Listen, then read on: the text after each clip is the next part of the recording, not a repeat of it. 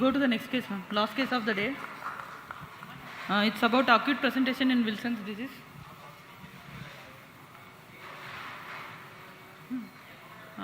We do see Wilson's disease more commonly in our day-to-day clinical practices, and our case is 13 years old female. She presented with fever since 1 month, followed by jaundice, and for that she had alternate medicine intake, and she got admitted with us with worsening of jaundice and with altered sensorium, which West Evans HE grade 3. She was her birth history was uneventful.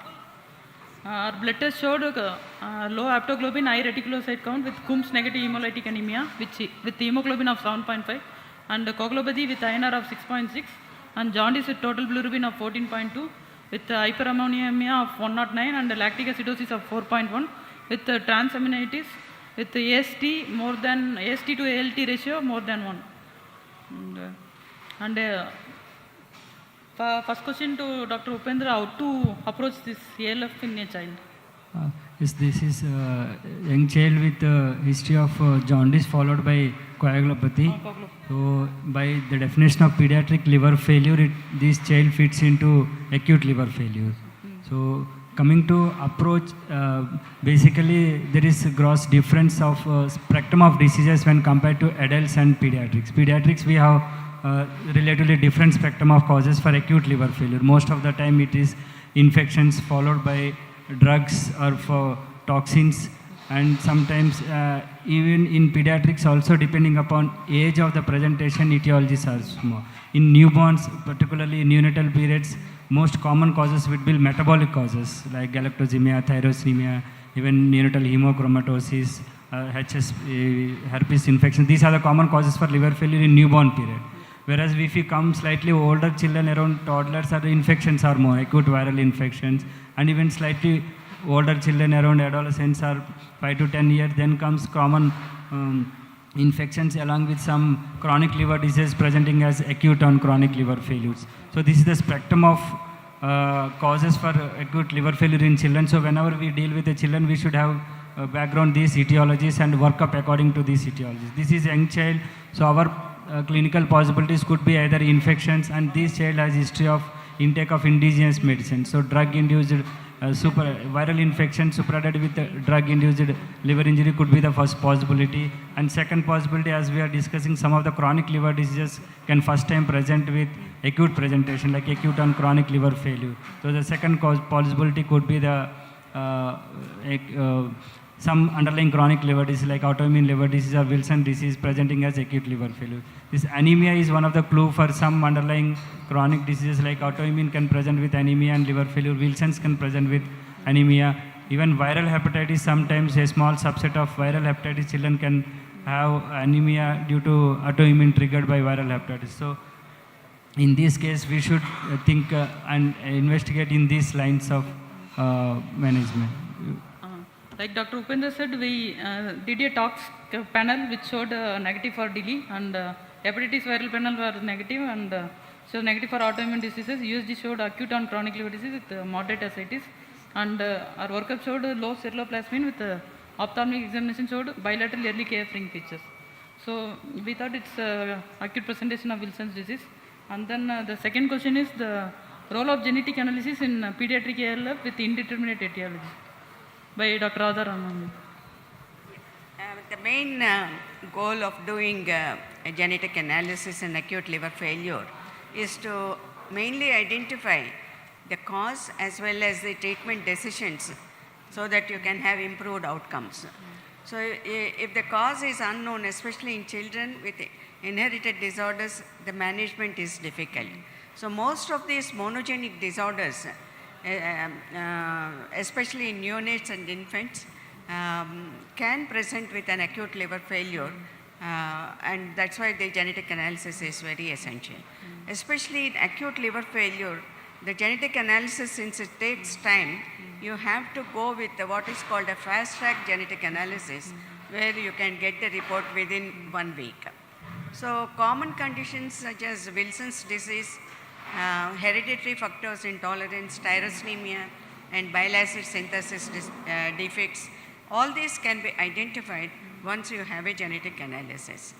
And in addition to that, some of the mitochondrial disorders, such as the Pol-G DNA depletion disorders, especially after exposure to valproate, can present with an acute liver failure, and you have to differentiate from monogenic single gene disorders to the mitochondrial disorders in terms of management.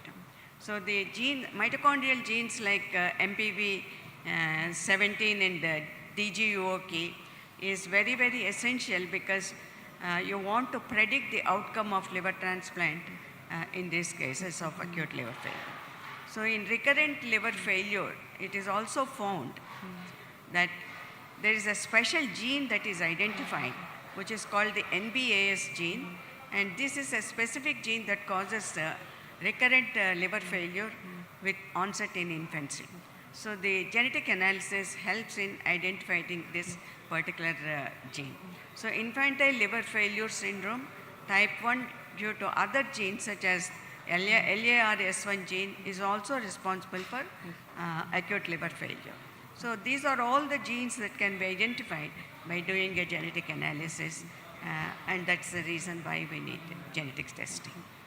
Like Madam said, it's important to rule out indeterminate etiology with genetic testing so that mitochondrial disorders we can identify and NBAS gene mutations. Third question is, how does the clinical presentation of acute Wilson's differ from other causes of ALF? To Dr. Parijat. Yeah. So first time when a Wilson's child is presenting with acute liver failure, most of the times it is almost impossible to differentiate it, because if acute insult has caused the liver failure, even it may mimic like a prodrome kind of picture, but it may be underlying Wilson's. So 2-3 important things in the history, again, as it is a genetic cause, any history of consanguinity, SIP death, any family history of neuropsychiatric illness, even no liver disease, that may give us a clue. And then if you look at the child clinically, if victrous is too deep, if you can find cola color urine history, that IV hemolysis is happening, that we get many of the times in these acute Wilson children, or very deeply high colored urine, because bilirubin levels are very high, 20, 30 it can go, or up to 40 it can go. So those are the important clues on the history, and rapidly child can go into encephalopathy, that can worsen. Along with that, acute renal failure is earlier rather than regular acute liver failure because of the kidney injury, because of the hemolysis. On examination, you can find hepatosplenomegaly, which is very rare in a normal acute liver failure, because and in them acute liver necrosis is happening. While in liver Wilson's disease, there can be some underlying liver disease going on, and still you can palpate the liver and spleen. So those are the clinical clues I will take, and of course CBP and your LFT can give important clues. Hemoglobin is rapidly falling, retic count is very high. If you do Coombs test, it can be Coombs negative hemolytic anemia. Liver function test may show very low alkaline phosphatase, like there are so many things, papers are there, like bilirubin to alkaline phosphatase levels more than 4 show around 100% specificity for that. So looking at the bilirubin level, AST levels may be very high, alkaline phosphatase will be very low, and INR of course will be deranged. So those are simple clues which can lead us to the Wilson's disease. Like Dr. Parijat told, there are clinical clues and then laboratory clues like AST-LD ratio and LP, bilirubin to LP ratio, and then Coombs negative hemolytic anemias can be used to differentiate. Coming to the fourth question, what is the mechanism for hemolysis in this patient of acute Wilson's? To Dr. Upendra. Hemolysis in acute Wilson's, as Dr. Parijat was discussing, very important point, both for diagnosis and prognosis. So hemolysis is mainly due to excess load of copper due to necrosis, acute necrosis of hepatocytes. Lots of copper is released into intravascular system, and it causes oxidative damage to RBC membranes. So this leads to typical non-immune. So important is sometimes autoimmune liver disease presenting with acute liver failure also has anemia, but most of the time it is immune mediated. So it is non-immune intravascular hemolysis in Wilson's disease. This DCT negative hemolysis is the clue for etiology. So excess copper is causing hemolysis. So this hemolysis is almost seen in around 15% of Wilson's children. So So even it is to such extent that a mild DCT negative anemia in adolescents. So one of the possibility could be Wilson's disease.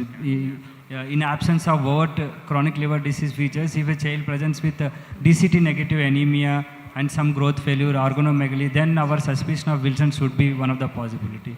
And even in acute Wilson's, it is very severe that it causes renal failure, hemolysis leading to hemocirrhosis and renal failure causing poor prognosis. So hemolysis is an important issue in Wilson's disease.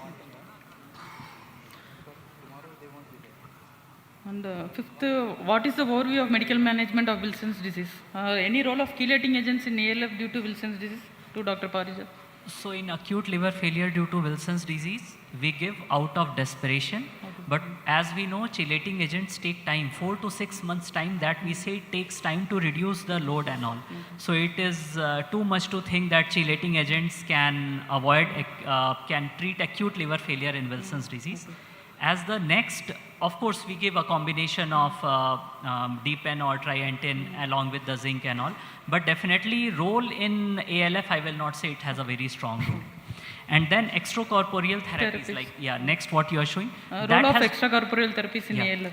It has definitely a role, because if your child is not stable enough to go for liver transplant upfront, you need to stabilize the kid. High volume plasma pheresis can decrease the copper load. It can reduce the chances of hemolysis. It can reduce your chances of acute kidney injury. Along with the CRRT in stabilizing the kid and doing high volume plasma pheresis has definitely a role. There are reports, I think you show the next one also, then I'll come to What is the success rate of native liver survival with medical management? There are case reports that they have shown that if you do give chelating agents and do high volume plasma pheresis, you can avoid acute liver failure. But those are just anecdotal reports. If you ask me percentage, I will say less than 5% along with all that. And we have to look very clearly in them. Many of those patients were grade 1 HE. That still has good. New Wilson index was less than 11, score was less than 11, ARC and ACLF score was less than 12. So those were the patients we need to, patient by patient, we need to take a call rather than just reading a case report that we can save the kid on that. Taking the right decision at right time can save the kid, so we should not delay the liver transplant in these babies. Our patient was intubated in view of HE grade 3 and she required inotropes in view of hypotension and received 5 sessions of standard volume plasmapheresis, and she was started on heparin-free low volume CRRT along with plasmapheresis for 5 days. But still her coagulopathy was still there, INR of 4.3 and bilirubin was still high 12 and lactate of 2 and albumin of 1.9. So child underwent liver transplantation with mother as donor. So the next question is to all the panelists, whether MRI brain is necessary as a part of pre-transplant evaluation in an acute Wilson's patient before going for transplant. So usually in acute presentation before transplant, we routinely will not do it unless the child has any past history of clinical features suggestive of neurological involvement. Because this here, the main intention of transplant is to save the life of the child. As sir said, if there is, before the acute liver failure, if child was neurologically well, then I don't think just an MRI finding will refute the liver transplant, because after liver transplant, otherwise also copper deposition in the brain is going to stop. Whatever has happened, and still it has not presented clinically. So chances it is not going to decide for the transplant at that moment of time. Thank you. So utility of prognostic scoring systems, New Wilson disease index and ACLF R score by Dr. Upendra. Yes, these both of them are useful indices scores for prognosticating the survival of the patient without transplant. This New Wilson's index, they compared to standard Wilson's index score, they have added WBC count and albumin to increase the sensitivity and specificity. They found that new index score is relatively having better sensitivity and specificity in predicting the outcome of the patient without transplant. So, but still some studies say that even new Wilson score is not doing good because as per data, if score is more than 11, the survival is very poor. But some of the prospective studies show that they even more than 11 also some children survived without transplant, and scores less than 11 children required transplant. So this new index, ACLF ARC index, it included lactate as one of the component which is important in acute critically ill patients, though it is published in adults, and but it was also validated in children. Especially from ILBS, they have studies showing this is also going good with almost 88% of accuracy in predicting the outcome without transplant on particularly in Wilson's children. So these are, both of them are very good prognosticating scores. Okay. So this child had a new Wilson score index of 15 and ARC ACLF score of 12. Usually they say a new Wilson index greater than 11 requires transplantation. They have good survival. So the last question is, what are the indication and challenges in liver transplant in an ALF patient with Wilson's disease? The main indications are patients having refractory hepatic failure with absence of native liver regeneration and hyperammonemia, and persistent coagulopathy even with extracorporeal therapies, and persistent hepatic encephalopathy. They form the indications. And coming to the challenges in liver transplantation, preoperative wise, the challenge is to keep the intracranial pressure under control by neuroprotective measures, and reducing ammonia levels by CRRT is a challenge. And second is managing the coagulopathy in these patients, because patients might have an undercuttable INR and can lead to intracranial hemorrhage, and these should be controlled with FFP.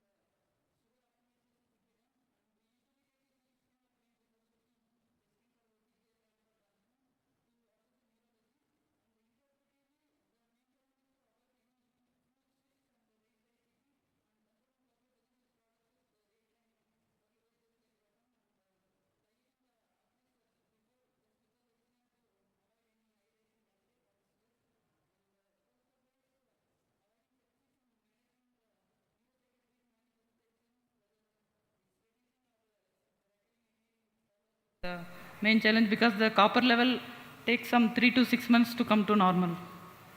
And the last question is, how do you follow up for neuropsychiatric manifestation after liver transplantation in Wilson's patient? Yeah. By Dr. Parul. So, as I said in the previous slide, that after liver transplant, there is no more copper deposition is going to happen.